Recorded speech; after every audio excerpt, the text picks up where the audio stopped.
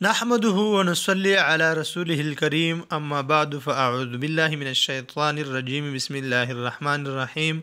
بدعتوں اور بری رسموں اور بری باتوں کا بیان۔ قبروں پر دھوم دھام سے میلے کرنا، چراغ جلانا، عورتوں کا وہاں جانا، چادریں ڈالنا، پختہ قبریں بنانا، بزرگوں کی راضی کرنے کو قبر کی حد سے زیادہ تعظیم کرنا، تعزیہ یا قبر کو چومنا، چاٹنا، خاک ملنا، طواف اور سجدے قبر پر رکھنا، قبروں کی طرف نماز پڑھنا، مٹھائی، چاول، گلگلے وغیرہ چڑھانا، تعزیہ علم وغیرہ رکھنا، اس پر حلوہ مالیدہ چڑھانا یا اس کو سلام کرنا، محرم کے مہینے میں پان نہ کھانا، مہندی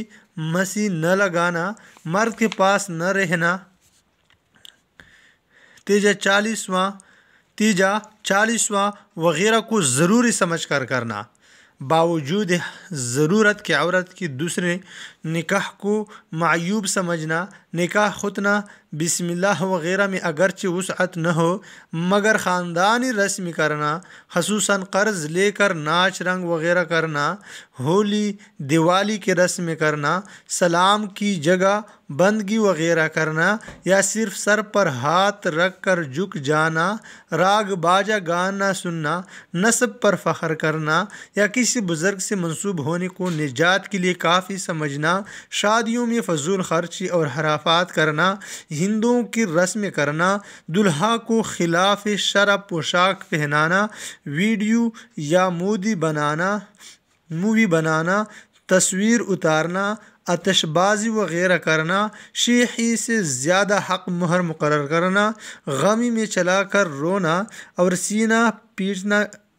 پیٹنا بین کر کے رونا، مخصوص تاریخوں میں پھر غم کا تازہ کرنا، سالگرہ منانا، مکان میں تصاویر لگانا، بہت باریک کپڑے پہننا، مردوں کے مجمع میں جانا، خصوصاً تعزیہ دیکھنے اور میلوں میں جانا اور مردوں کی وضع اختیار کرنا، خدائی رات منانا، بچے کو کم رونے کے لیے افیون کھلانا، اسی طرح کی بہت سی باتیں بری اور بدعت وغیرہ ہے۔ اللہ تعالی ہم سب کو